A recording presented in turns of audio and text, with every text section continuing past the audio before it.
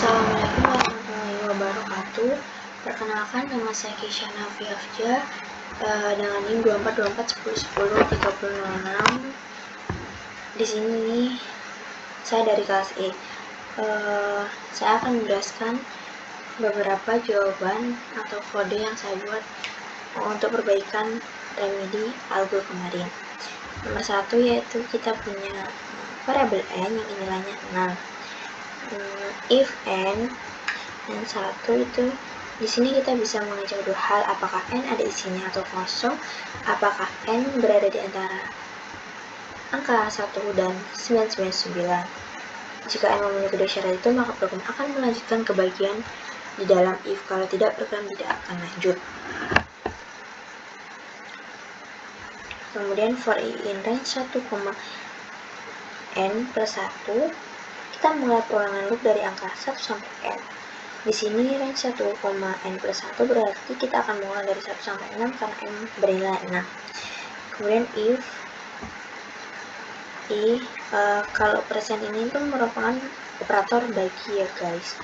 Di dalam for kita cek apakah angka i itu yang sedang kita ulang bisa dibagi habis dibagi 3 atau habis dibagi 5.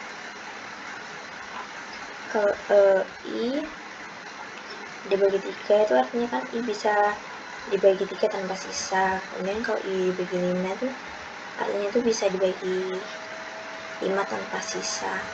Kemudian elif 1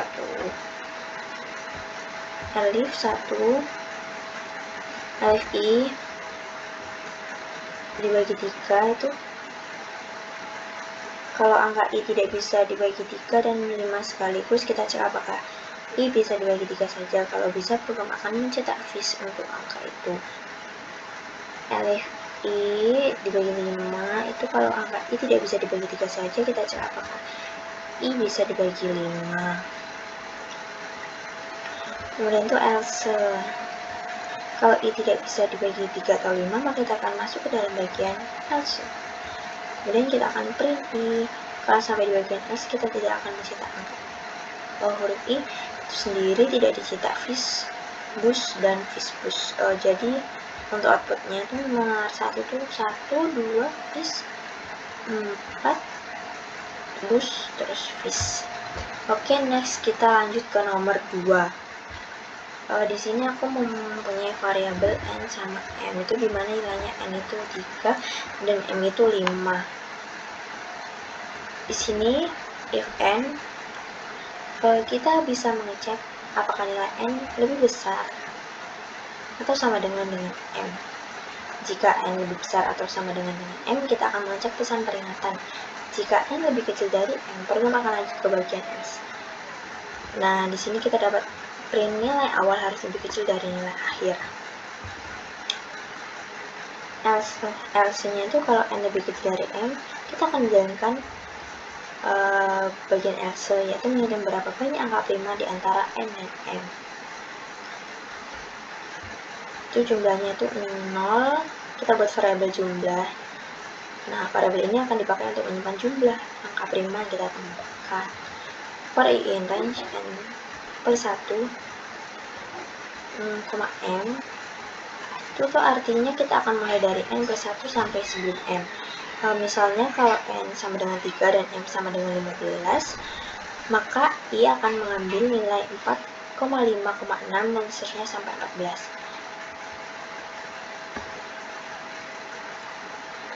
Kemudian itu ada if i itu sama dengan 0 atau i sama dengan 1. Jadi di sini kita mengecek apakah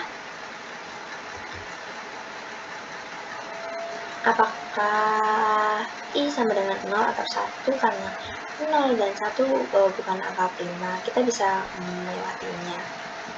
Kemudian ada continue, jika i sama dengan 0 atau 1, maka continue membuat kita melanjutkan ke angka berikutnya tanpa menjalankan kode di bawahnya. Kemudian for g in range 2 itu 1 dibagi integer 1 i dibagi 2, itu c akan mulai dari 2 sampai i dibagi 2 karena angka yang lebih besar dari i. Dua-dua tidak perlu kita cek, tidak mungkin membagi i tanpa sisa. Misalnya i sama dengan 10, maka jangan mendapat angka dari 2 hingga 5. Kemudian itu ada if i dibagi c itu sama dengan habis. Kita bisa mengecek apakah i itu bisa dibagi habis oleh c. Hasil bagiannya tidak ada sisa, artinya i bukan angka prima. Kemudian kita break. Break ini digunakan untuk keluar dari perulangan J jika kita tahu I bukan angka prima. Kemudian else dijalankannya jika I tidak bisa dibagi oleh angka manapun dalam perulangan J, artinya I adalah angka prima. Saya jumlah jika I adalah angka prima, kita bisa menambahkan 1 ke variabel jumlah. Kemudian kita print jumlahnya. Oke, next nomor 3. Di sini kita punya variabel bernama kata yang berisikan teksnya itu kapal laut. Itu adalah kalimat yang akan kita hitung jumlah setiap hurufnya. Kemudian ada huruf. Itu nantinya kita akan hurufnya itu listnya kosong masih. Kalau jumlahnya sama juga. Listnya kosong, totalnya itu 0. Kenapa 0? Kita punya variabel yang untuk digunakan untuk menyimpan jumlah kemunculan setiap huruf saat kita menghitungnya. For i in kata, kita mulai perulangan loop untuk setiap karakter i dalam kata, artinya kita akan memproses setiap huruf dalam kata satu per kata. Terus total sama dengan kata kon i. Di sini kita menghitung berapa kali karakter i muncul dalam kata dengan menggunakan fungsi count. Hasilnya disimpan dalam total. Kalau ini, if i ini, tuh kita mengecek apakah i bukan spasi. Jika i adalah spasi, kita tidak akan melakukan apa-apa dan lanjut ke karakter berikutnya. Kalau ini, if i not in huruf, itu kita juga bisa mengecek apakah i belum ada di list huruf. Ini untuk memastikan kita hanya menambahkan huruf unik saja, tidak ada huruf yang sama 2 kali. Kemudian huruf append. Jika i adalah huruf unik, kita menambahkan i ke dalam list huruf. Kemudian jumlah append itu total.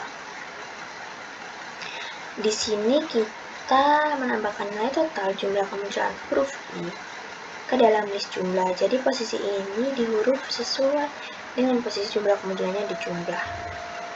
For i in range huruf, berarti kita akan berulang sebanyak jumlah elemen dalam huruf. Kemudian kita print huruf. Di sini kita mengecek huruf dari list huruf dan jumlahnya dari list jumlah pada posisi yang sama.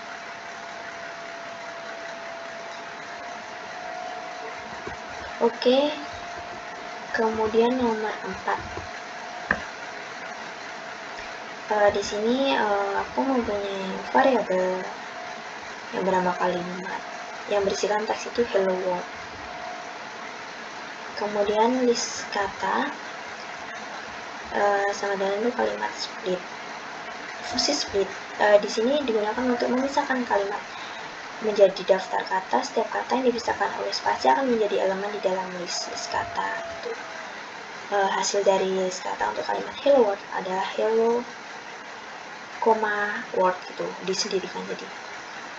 Kemudian itu kan ada variabel rusak ya, yang sini tuh sama d.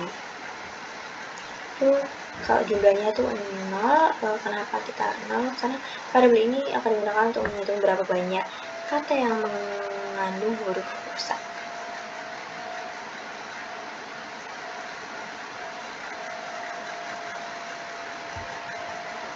Terus for kata in list kata, itu di sini kita mulai perulangan loop untuk setiap kata dalam list kata, artinya kita akan membaca kata hello dan word satu persatu. Terus for j in rusak, itu dalam perulangan pertama itu kita mulai perulangan untuk setiap huruf di dalam rusak.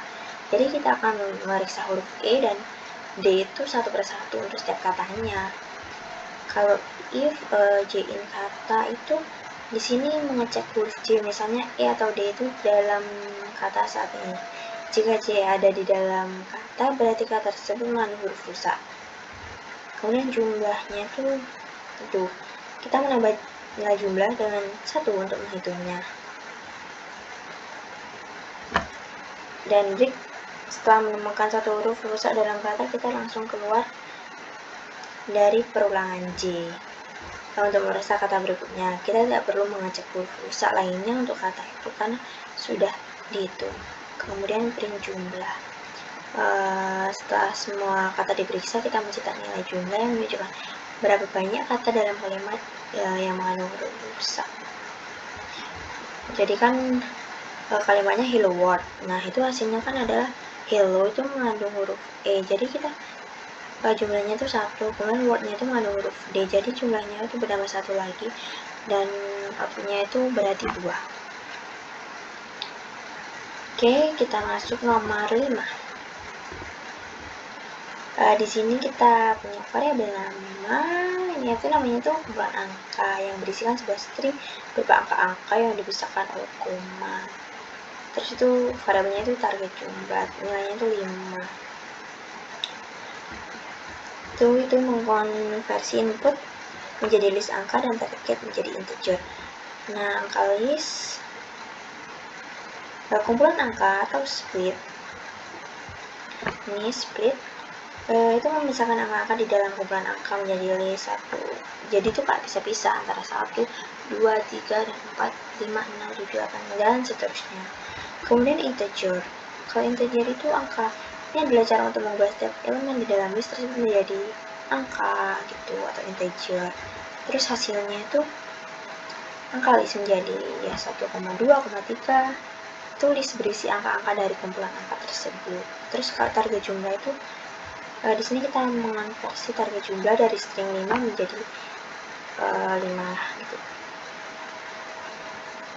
Kemudian tuh hasil. Kita membuat list kosong bernama hasil. Di sini akan menyimpan pasangan-pasangan angka yang jumlahnya sama dengan target jumlah. Terus for i in range selain angka list, kita mulai perulangan pertama di sini. I akan berulang dari 0 hingga panjang dari angka list dikurang 1. Itu artinya I akan mewakili setiap posisi di dalam angka list itu tadi. Untuk for J in range itu J itu dimulai dari I ke 1. Jadi kita mencari pasangan angka yang berada di posisi setelah I. Tujuannya agar kita mengetahui pasangan angka yang sama 2 kali. Kemudian if angka list. Di sini kita mengecek jumlah angka list I dan angka list J sama dengan target jumlah. Terus ada hasil append. Jika syarat pada if terpenuhi, kita tambahkan pasangan angka pada angka list I dan angka list J ke dalam list hasil. Kemudian print hasilnya. Setelah semua pasangan yang diperiksa itu kita print hasil. Oke, nomor 6 kita mempunyai variabel yaitu namanya tangan kiri, dimana itu berisi string itu yang isinya tuh huruf-huruf yang bisa diketik dengan tangan kiri pada keyboard. Kalau yang tangan kanan ini dia berisi string dari huruf juga yang bisa diketik hanya menggunakan tangan kanan. Kalau kata hello, membuat variabel ini berisi kata hello. Kata ini adalah teks yang akan kita cek apakah bisa diketik dengan tangan kanan pada keyboard apa enggak.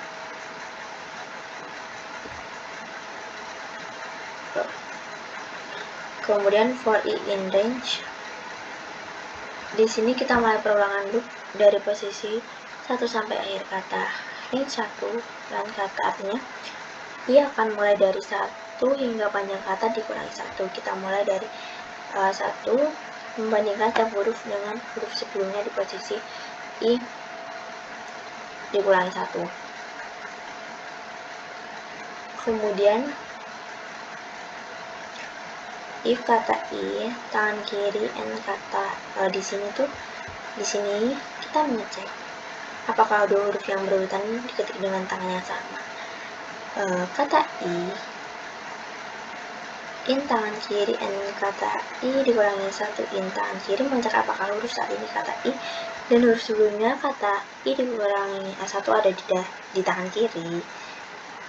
Terus kita mengecek apakah huruf saat ini kata I dan huruf sebelumnya kata I dikurangi 1 ada di tangan kanan. Jika salah satu kondisi ini benar, berarti ada dua huruf yang diketik dengan tangan yang sama.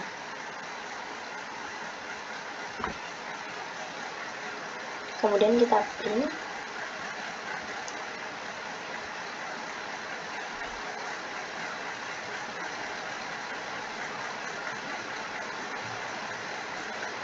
False.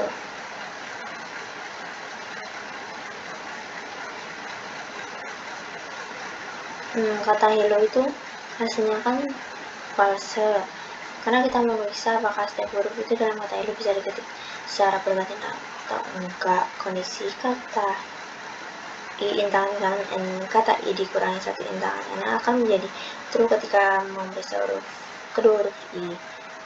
Karena syarat terpenuhi, kalau akan tidak false dan keluar lagi peluangan dengan break, sehingga itu hasilnya itu false.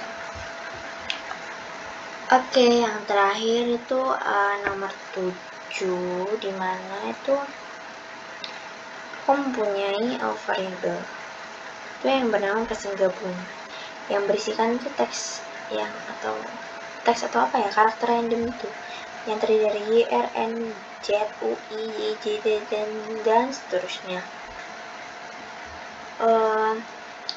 Terus pesan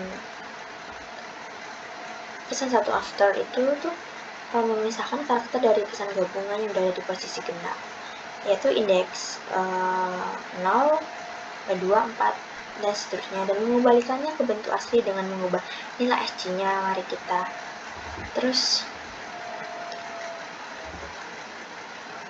pesan gabungannya itu mengambil setiap karakter dengan selang-seling mulai dari indeks 0.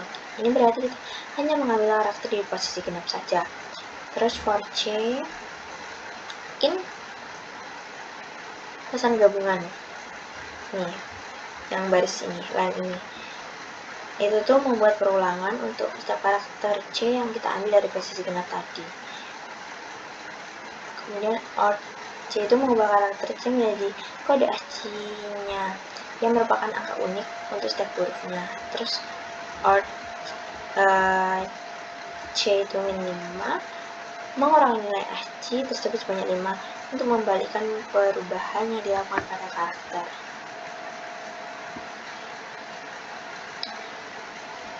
Kalau ini tuh CHR itu kayak mengubah hasil angka ASCII yang sudah dikurangi tadi kembali menjadi karakter. Kalau join itu menggabungkan semua karakter hasil perhitungan tadi itu menjadi satu string dan disimpan dalam pesan satu after gitu. Kemudian itu yang kedua tuh pesan 2 after. Bagian ini bersama dengan langkah kedua sih, tapi kita mengambil karakter dari posisi ganjil itu mulai dari indeks 1, 3, 5 dan seterusnya dalam pesan gabungan untuk menghasilkan bagian pesan kedua. Nah, pesan gabungan itu seperti ini, mengambil setiap karakter dengan selang-seling juga dari mulai indeks 1.